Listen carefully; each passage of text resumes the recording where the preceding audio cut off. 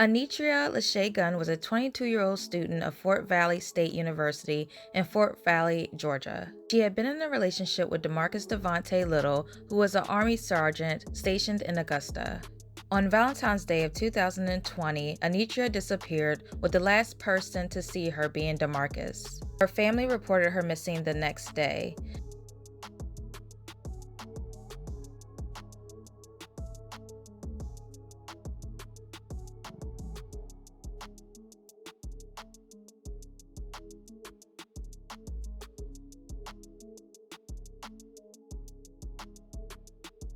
The same day she was reported missing, police would find her car near her apartment with a damaged bumper. On February 18, 2020, Anitria's body will be found by investigator Brian Stewart in a wooded area. She was pronounced deceased at the scene. On February 19th, police arrested DeMarcus and charged him with 1 count of malice murder. He was also charged with damage to Anitria's property from an incident that occurred on February 5th. The incident that occurred on February 5th included DeMarcus smashing Anitria's apartment windows and slashing her car tires. Anitria will finally be laid to rest February 29, 2020.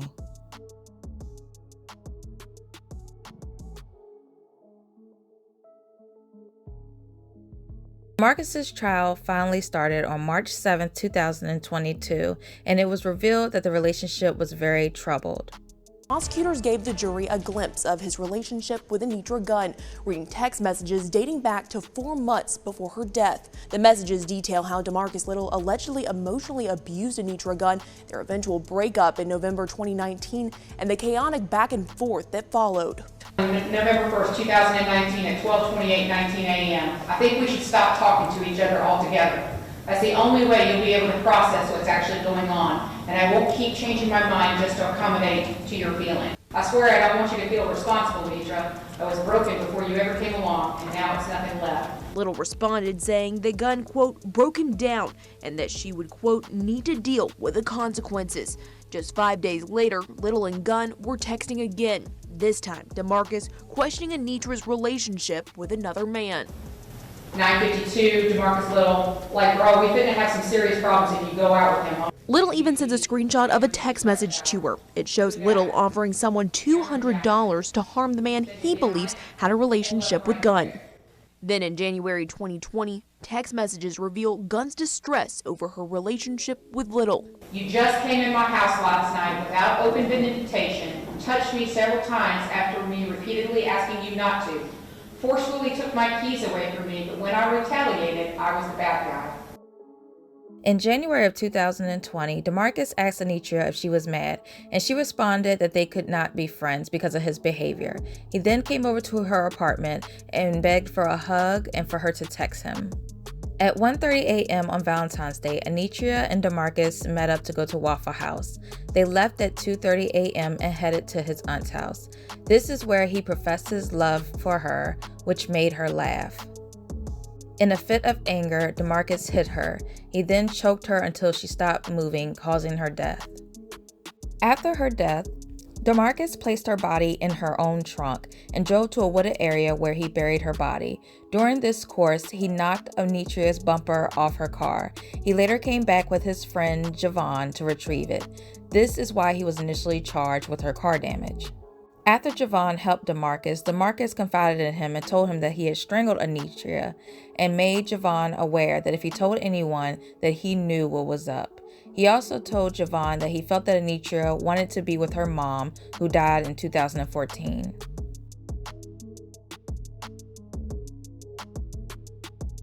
Javon was eventually questioned by police and lied to cover for him and DeMarcus. During questioning, police could tell that he was not being honest and charged him with tampering of evidence and making false statements. He would eventually testify against his best friend during DeMarcus's trial. He just started, he was like, man,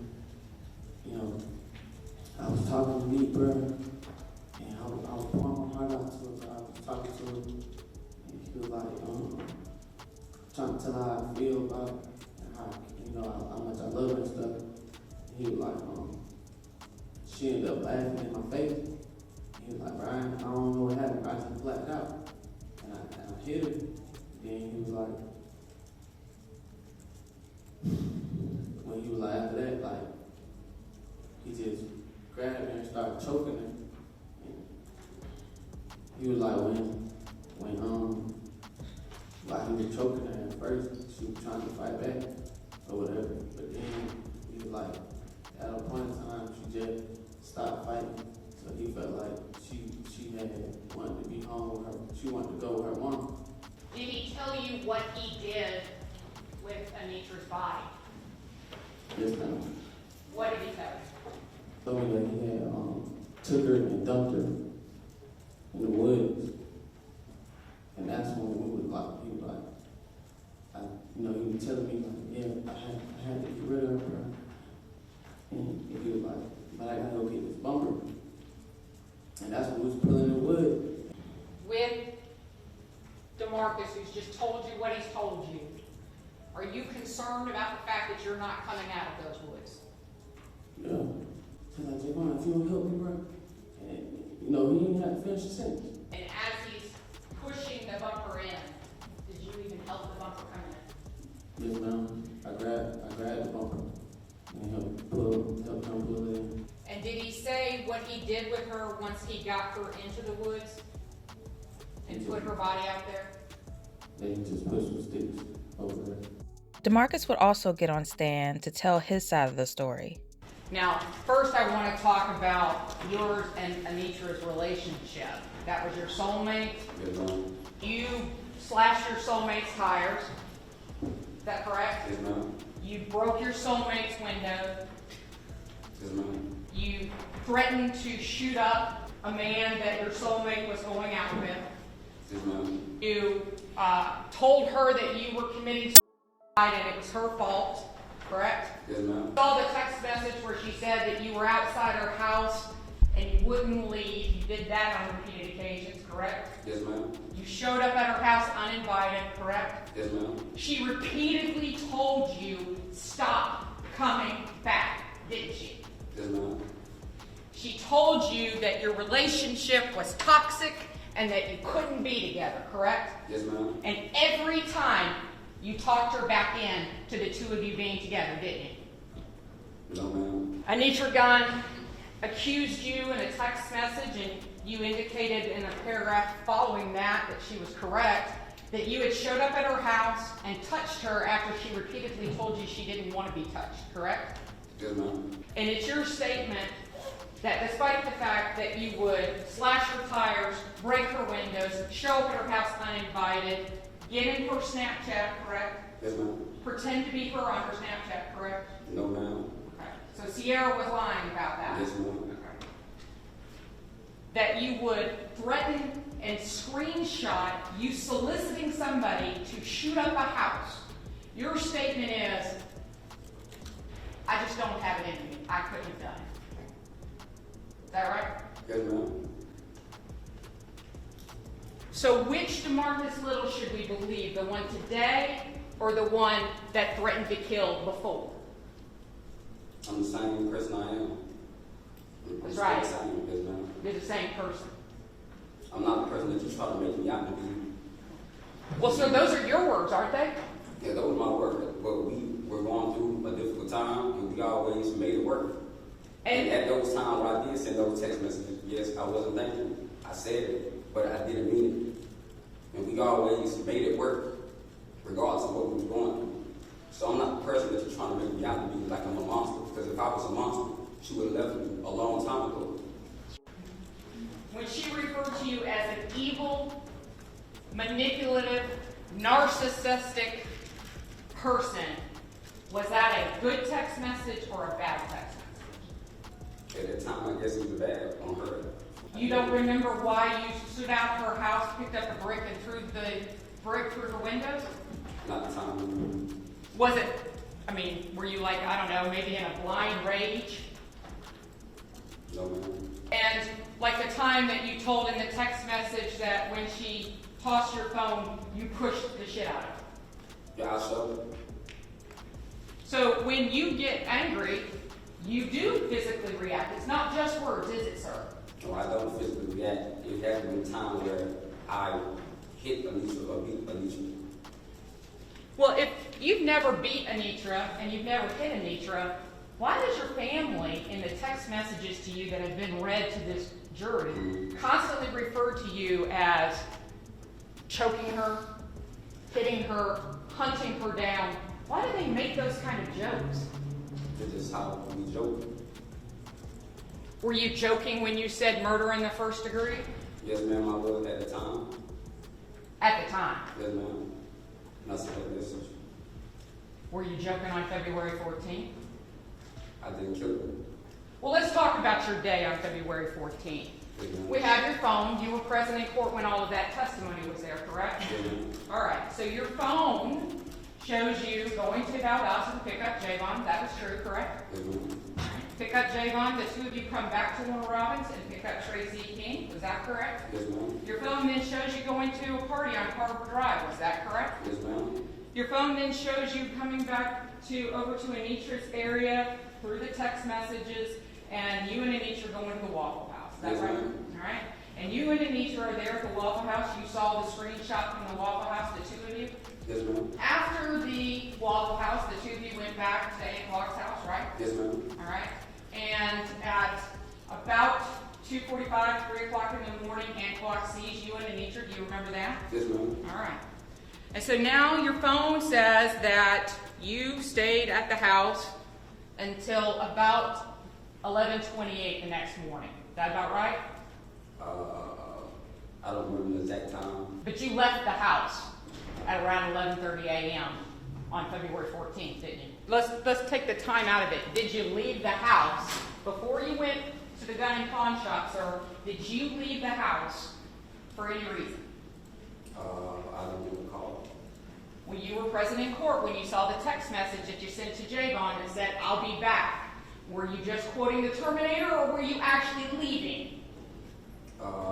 Because if you were leaving and you left your phone behind and you were driving around with Anitra's phone, then Anitra would have to be dead then, wouldn't she? I don't know. My question was, do those cache locations, which you just testified were absolutely accurate with regards to your whereabouts between 12 and 1 and 2:20 to the rest of the night, those same cache locations show you in the woods off Career Road, don't they? Those are inaccurate. Just those. Yes.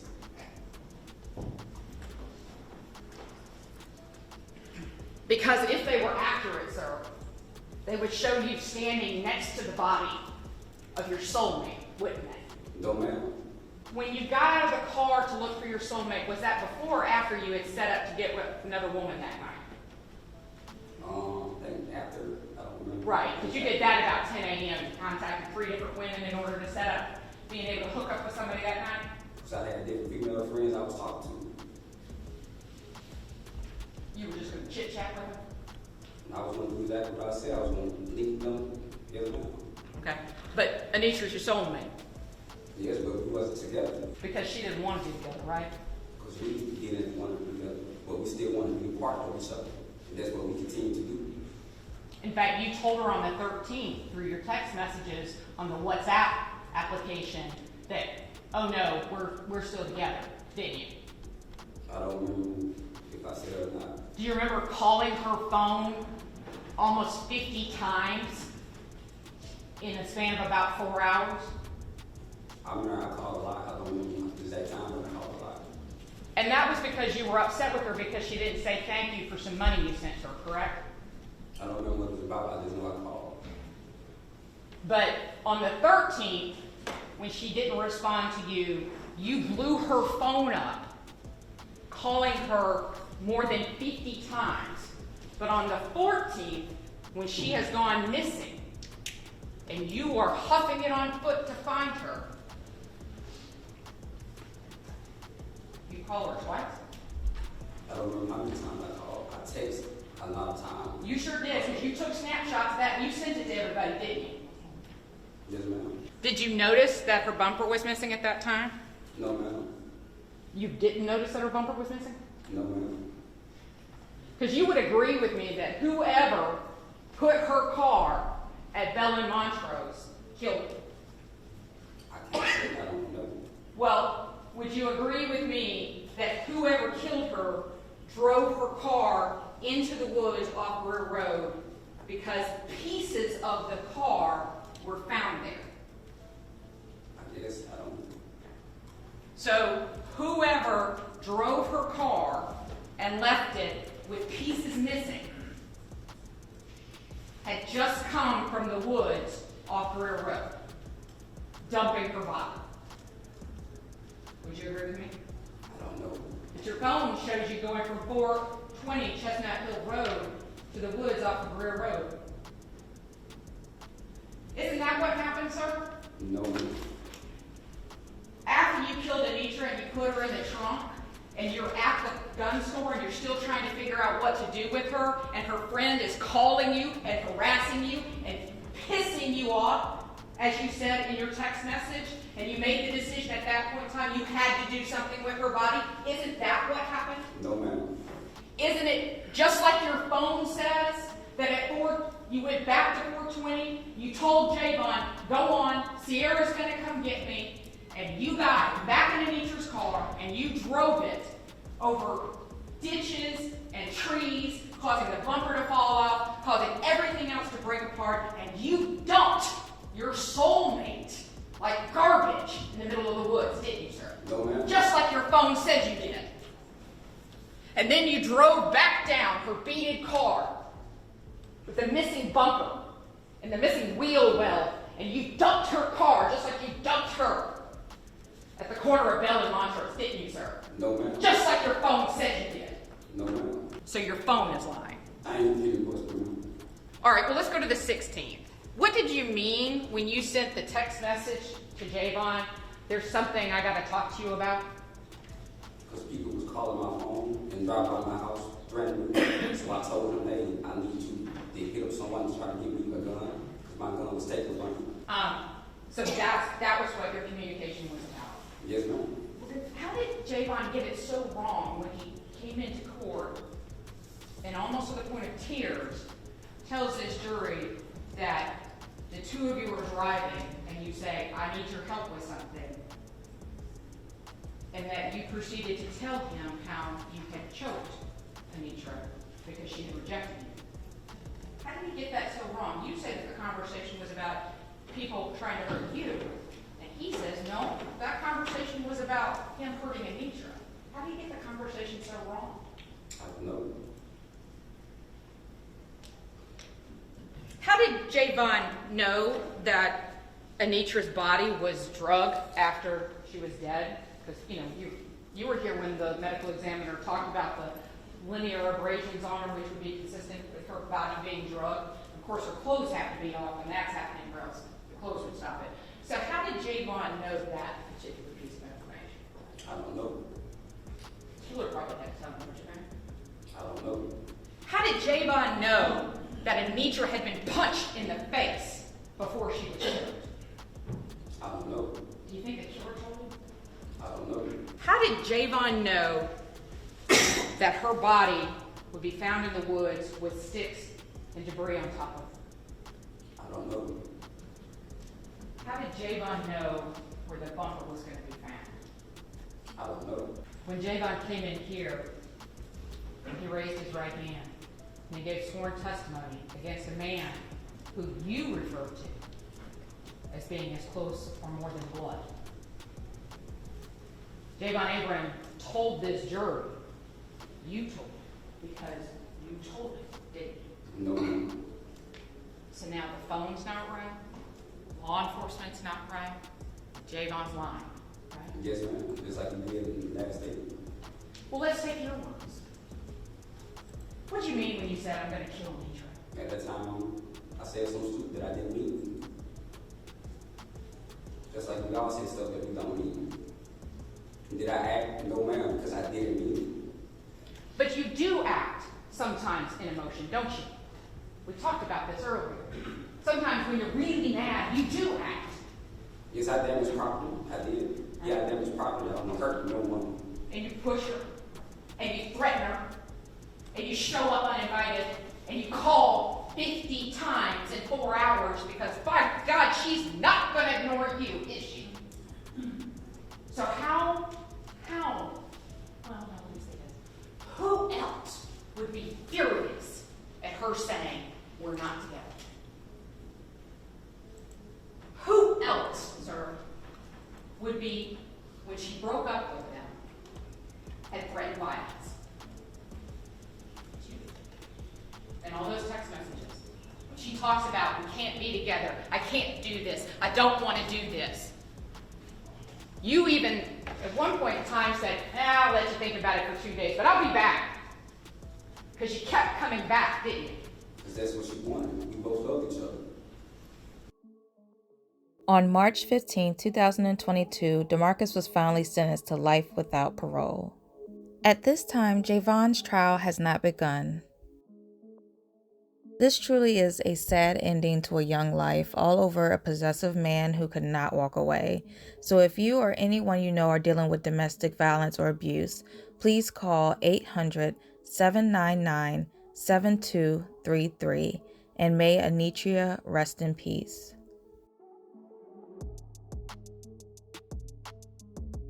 This is about my 5th time recording this video because I keep messing up. But I'm gonna do Think About You by Frank Ocean, okay? I'm gonna try to kill it for real, y'all. I'm gonna try to kill it for real. But and then tell other people about it. A tornado flew around my room before you came. Excuse the mess it made. You see doesn't rain in Southern California, much like Arizona. My eyes don't shed tears before they pour.